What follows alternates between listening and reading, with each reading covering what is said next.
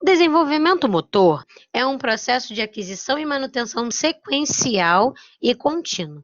Faz parte da evolução dos seres humanos.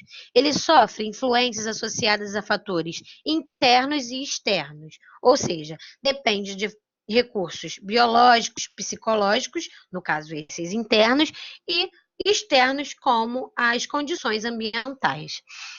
É muito importante que o professor conheça as fases do desenvolvimento motor para que possa planejar ações que possuam os estímulos corretos para o aprimoramento e o desenvolvimento das crianças.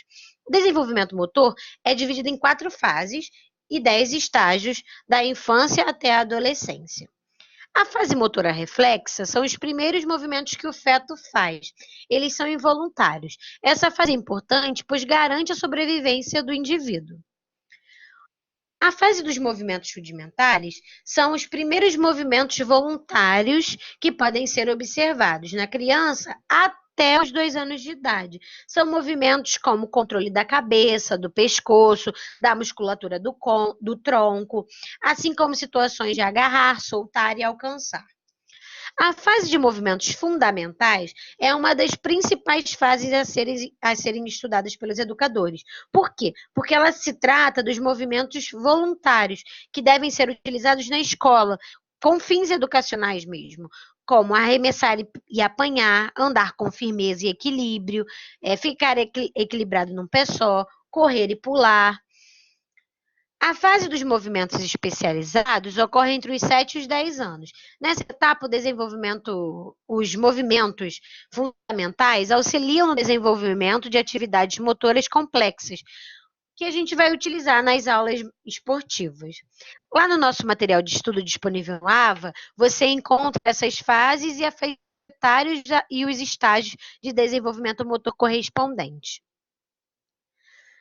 A escola, nas suas etapas iniciais de ensino, deve valorizar os movimentos básicos fundamentais, aqueles que citei anteriormente na fase dos movimentos fundamentais.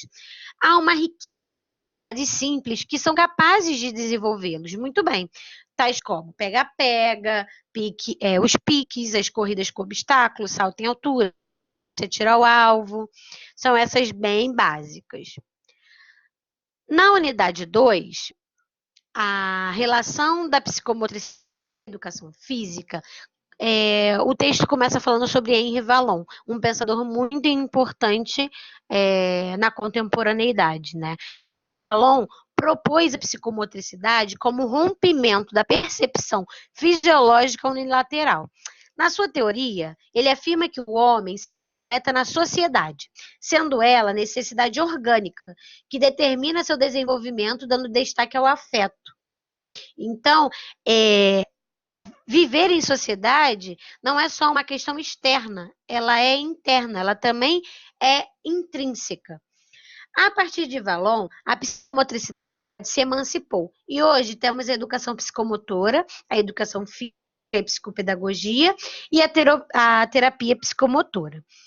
A psicomotricidade investiga as funções psicomotoras, esquema corporal, tonos de postura, coordenações globais, coordenação motora fina, organização espacial, lateralidade, organização temporal, ritmo e equilíbrio. A perspectiva da educação psicomotora propõe a educação pelo movimento, que a sociedade cognitiva, afetiva e social pode contribuir para o desenvolvimento da criança. Quando falamos em psicomotricidade, estamos a relação por meio da ação, unindo corpo, mente, natureza e sociedade. Por meio das aulas de educação física, o professor deve a participar das atividades com o objetivo de criar situações para que ele tenha o maior número, para que a criança tenha o maior e com isso tenha um desenvolvimento pleno. As funções psicomotoras são os elementos que formam a base da psicomotricidade. No nosso livro digital, há a indicação de atividades para cada uma dessas funções psicomotoras que eu citei anteriormente. Na unidade 3, definições, procedimentos e desafios da educação física escolar, ela traz para a gente uns breves da educação física, que é uma expressão antiga relacionada à educação integral, corpo, mente e espírito. Atualmente, a proposta pedagógica da educação física é ir além do ensino e do estímulo a práticas de esporte. Hoje se compreende a educação física como fundamental para desenvolver o indivíduo de uma forma plena, fazendo com que ele possa utilizar seus conhecimentos sobre a aplicação da atividade física por toda a vida. Os parâmetros curriculares nacionais, os PCNs, apresentam a educação física como área de conhecimento que introduz e integra o aluno na cultura corporal do movimento. Nas aulas de educação física, é possível identificar, por meio de propostas que incluam jogos, esportes, danças, ginásticas ou lutas, possíveis dificuldades nas crianças. E a partir dessas novas estratégias para reposicionar as crianças que apresentam essas dificuldades, além, é claro, de ensinar por meio do movimento práticas que podem ser úteis por toda a vida. Durante as aulas de educação física, a escolha das estratégias e atividades a serem adotadas em consideração seu público-alvo e os 4 princípios metodológicos principais, que são o princípio da inclusão, as atividades e temas devem proporcionar a participação de todo o grupo, o princípio da diversidade, né, que é a escolha da atividade, de respeito à escolha da atividade e do tema, que deve ampliar o conhecimento do estudante sobre a cultura corporal do movimento, jogos, danças, lutas, ginásticas, entre outros. O princípio da complexidade, que são as atividades e os temas que devem ser adequados à faixa etária, aumentando a complexidade em cada ano escolar, do ponto de vista motor e cognitivo. E o princípio da adequação do aluno, que o professor deve levar em consideração as necessidades do estudante nas perspectivas motoras, cognitivas, social e afetivas. Sabemos que a prática dos exercícios físicos não é a única expectativa que temos em relação à educação física, mas uma visão mais ampla, na qual percebemos que, através de meios traçados pelo movimento, conseguimos um desenvolvimento social, cultural e psicomotor. No nosso livro virtual, uma lista de algumas das mais importantes atribuições do professor de educação física.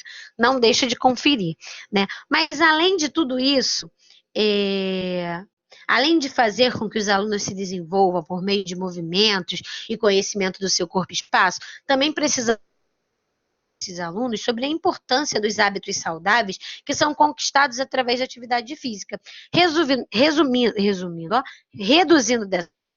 o risco de doenças que são comuns pela falta de movimento, tais como hipertensão arterial, diabetes, obesidade, nos dias de hoje.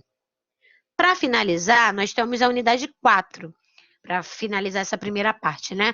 Conteúdos de ensino na educação.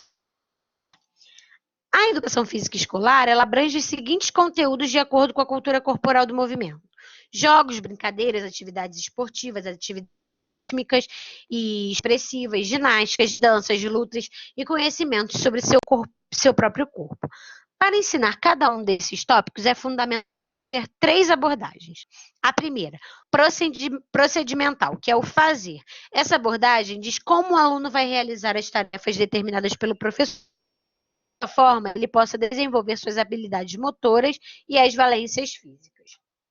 A segunda é a conceitual, que é o saber. Terá condições de entender e aplicar as regras e condutas que estão sendo aprendidas por meio das regras, de modo que ele tenha condições de tomar decisões. E, por último, a atitudinal, que são as normas, valores e atitudes. Nessa dimensão, o aluno terá condições de construir sua postura perante outras pessoas. Todo o conteúdo será melhor compreendido se houver um planejamento que defina em qual momento e como o conteúdo deve ser aplicado. Lá também no ambiente virtual de aprendizagem, você vai encontrar alguns pontos a serem abordados na prática pedagógica de cada um desses conteúdos. Então, por hoje é só. Espero que esse resumo tenha ajudado, colaborado. Lá no ambiente virtual a gente tem o nosso livro digital, nós temos um material complementar e, em caso de dúvidas, é só entrar em contato comigo. Então, até a próxima.